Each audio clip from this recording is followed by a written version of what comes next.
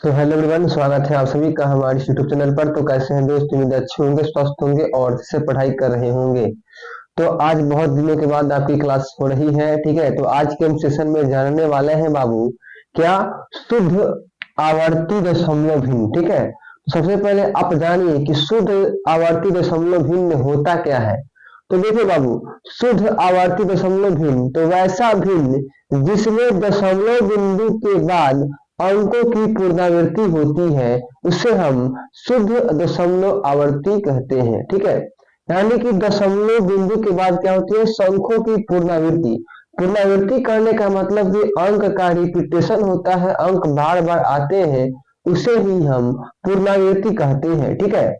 आइए एग्जाम्पल के जरिए समझेंगे बाबू। यानी आप एग्जाम्पल जैसे समझिए, यानी कि जैसे क्वेश्चन देगा, आप देखेंगे दिया है 0.333 ऐसा दिया रहता है, ठीक है। यानी अंकों की पुनरावृत्ति बार बार होती रहती है। तो बाबू आप देखेंगे कि ये जो पुनरावृत्ति हो रही है, इसको ही हम क्या कहते हैं बाबू? शुद्ध आवर्ती दशमलव भिन्न। तो शुद्ध आवर्ती दशमलव भिन्न का मतलब है कि देखिए दशमलव यहाँ दिया है, तो दशमलव बिंदु के बाद ये 3 का बार बार पुनरावृत्ति हो रहा है, ठीक है। तो देखिए इस बार बार पुनरावृत्ति के बदले यानी 0.3 और ऊपर बार दिया रहता है, ठीक है। अब आप इस बार का मतलब समझ गए होंगे कि ये पुनरावृत्ति होती है, इसमें ये बार दिया रहता है, ठीक है। मान लीजिए और भी एक एग्जांपल देते हैं, जैसे देगा 0.5 बार। इसका मतलब ये है कि 5 बार बार पुनरावृत्ति हो रही है 5 की, ठीक है। इसका मतलब यही होता है कि इसका इस बार का मतलब है कि 5 का पुनरावृत्ति बार बार हो रहा है, यानी कि इसीलिए ये बार दिया रहता है। अब हम जानेंगे कि शुद्ध आवर्ती दशमलव भिन्न को साधारण भिन्न में कैसे बदला जाता है। यानी कि दूसरा जो हमारा टॉपिक है बाबू, दूसरा टॉपिक है, ठीक है। दूसरा टॉपिक क्या है कि शुद्ध आवर्ती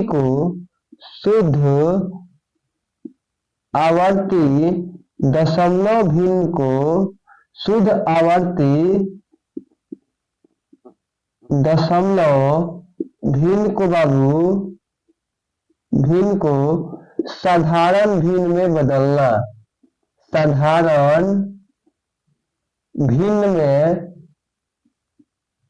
बदलना, ठीक है। यानी कि आप देखे होंगे कि ऑब्जेक्टिव टाइप के क्वेश्चन ऐसे बोर्ड एग्जाम में भी ऐसे क्वेश्चन आते हैं।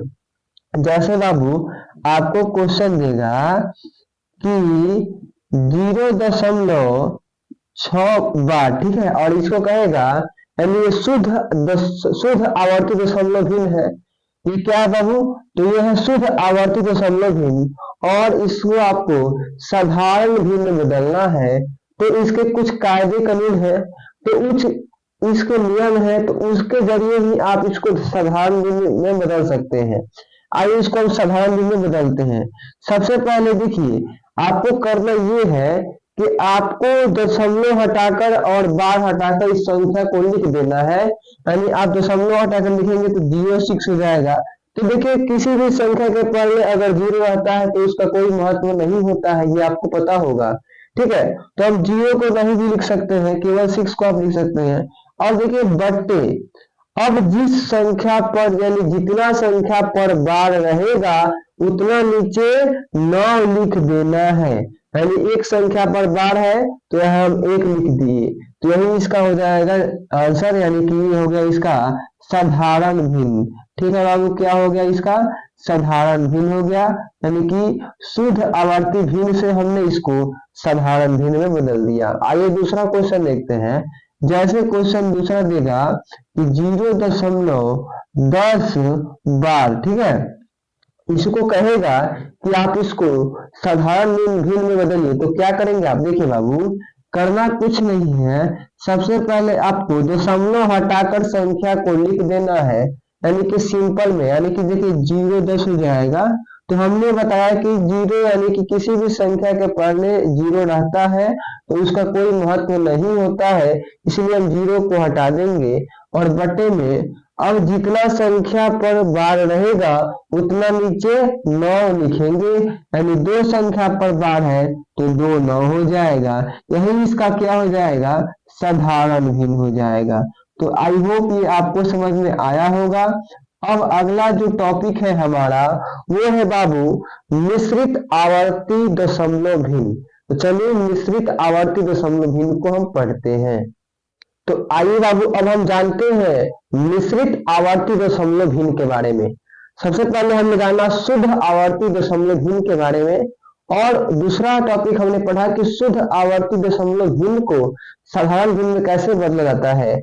हमारा जो ये टॉपिक रहेगा कि मिश्रित आवर्ती दशमलव भिन्न। सबसे पहले आप ये जानिए कि मिश्रित आवर्ती दशमलव भिन्न क्या होता है।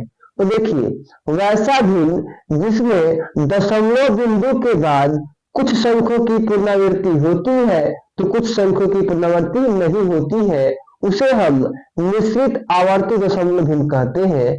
जैसे आपको हम एग्जाम्पल के जरिए समझाते हैं बाबू।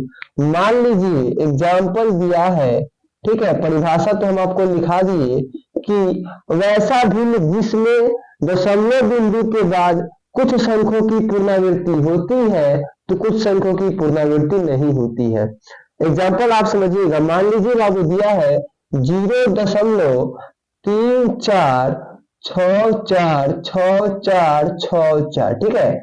तो आप यहाँ देख रहे हैं कि दशमलव बिंदु यहाँ है तो उसके बाद 3 4 दिया है संख्या, उसके बाद देखिए 6 4 बार बार आ रहा है, यानी कि इस संख्या का पुनरावृत्ति नहीं हुआ है और इस संख्या का पुनरावृत्ति हुआ है। तो जो पुनरावृत्ति संख्या रहता है उसको कैसे लिखा जाता है बाबू, तो 0.34 और देखिए जो पुनरावृत्ति रहेगा उसके ऊपर बार लग जाता है, ठीक है। तो यही हो जाएगा मिश्रित आवर्ती दशमलव भिन्न। तो आप हमें उम्मीद है कि अगर क्वेश्चन देगा कि आखिर किस टाइप का यानी कि आवर्ती दशमलव भिन्न है तो उसका पहचान लेंगे, ठीक है। अगर शुद्ध रहेगा तो यानी कि एक संख्या का पुनरावृत्ति होता रहेगा, और मिश्रित रहेगा तो किसी का पुनरावृत्ति होगा तो किसी का पुनरावृत्ति नहीं होगा, ठीक है। अगला एग्जाम्पल समझिए। मान लीजिए देगा कि 0.64232323, तो आप यहाँ देख रहे हैं कि 6 4 दिख है, इसका पुनरावृत्ति नहीं हुआ है, लेकिन 2 3 2 3 2 3 जो है इसका पुनरावृत्ति बार बार हो रहा है, ठीक है। पुनरावृत्ति इसका हो रहा है, ठीक है बाबू। तो अब आप इसके पुनरावृत्ति यानी कि जो इसका बार बार आ रहा है इसके बदले में क्या लिखेंगे, 0.64 और आप इस 2 3 के ऊपर बार लगा देंगे तो ये क्या हो जाएगा, तो मिश्रित आवर्ती दशमलव भिन्न हो जाएगा। अब हमारा जो अगला टॉपिक है बाबू कि मिश्रित आवर्ती दशमलव भिन्न को साधारण भिन्न में बदलना। क्या बाबू, तो मिश्रित आवर्ती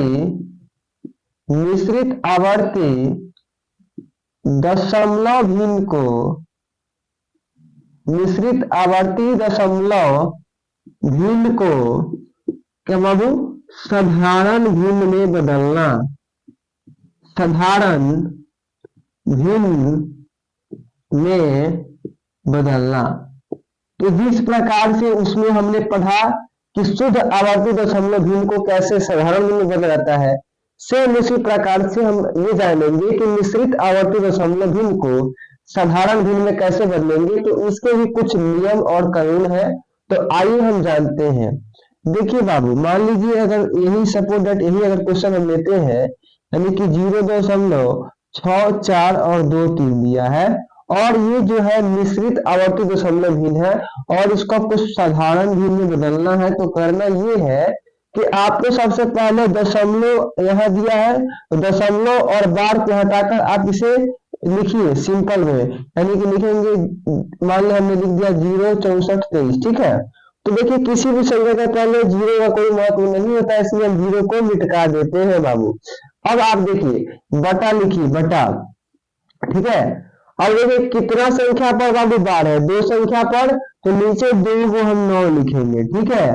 अब देखिए यहाँ जो दशमलव है, दशमलव और बार के बीच कितना संख्या है बाबू, तो दो संख्या है, कौन कौन है बाबू? तो 64 है, यानी कि 6 और 4 है। इसके दशमलव के बाद एक डिजिट पढ़ते हैं, तो देखिए दशमलव और बार के बीच 2 है, यानी कि 6 और 4। तो यहाँ 2 को 0 लग जाएगा, ठीक है। ये हो गया फर्स्ट स्टेप, ठीक है, ये स्टेप फर्स्ट है।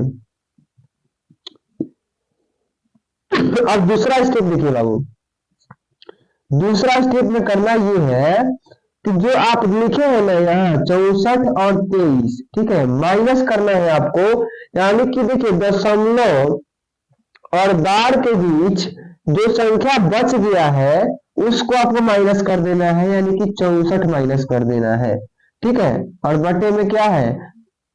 9900। तो आप जब माइनस करेंगे, देखिए 13 में से 4 जाएगा तो 9, 11 में से 6 जाएगा तो 5, और यहाँ 3 और 6, और यहाँ 9990। तो यही बाबू दशमलव भिन्न को, यानी कि निषेध आवर्ती दशमलव भिन्न को हमने साधारण में बदल दिया। अगर दूसरा क्वेश्चन हम सॉल्व करते हैं, जैसे बाबू मान लीजिए इसी क्वेश्चन को हम सॉल्व करते हैं, दिया रहेगा 0.36 और 6 4 के ऊपर बार है, ठीक है, और आपको इसे साधारण में बदलना है। तो सेम इसी प्रकार से बदलेंगे। सबसे पहले हम दशमलव हटाकर और बार हटाकर लिखेंगे, तो हो जाएगा 34 64, ठीक है, बट्टे में कितने संख्या पर बार है? तो 2 पर, तो 2 को 9 लिखेंगे। और एक ही दशमलव और बार के बीच कितना संख्या है? 2 को, तो हम लिखेंगे 2 को 0। ये है कितना? फर्स्ट स्टेप है ये।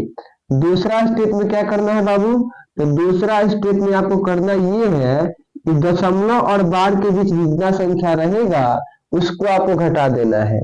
तो आप घटाएंगे 34 64 में से कितना बाबू? 34, और बटे में 9990, सॉरी 9900। तो अब आप इसको घटा देंगे तो 4 में से 4 गया 0, 6 में से 3 गया 3, और ये हो जाएगा 34 बटे में 9900। तो ही इसका साधारण भिन्न आ गया, इसका आंसर आ गया। तो हमें उम्मीद है कि इस प्रकार के क्वेश्चन आपसे अब बन जाएंगे, और ऐसे टाइप के क्वेश्चन अगर बोर्ड एग्जाम में पूछे जाते हैं तो आप अवश्य बना लेंगे। और अगर ये पूछेगा कि कौन सा भिन्न, यानी कि निश्चित आवर्ती है, कौन शुद्ध आवर्ती है, तो उस प्रकार के क्वेश्चन भी आपसे बन जाएंगे। तो आज की क्लास में इतना ही, मिलते हैं अगली क्लास में, तब तक के लिए धन्यवाद।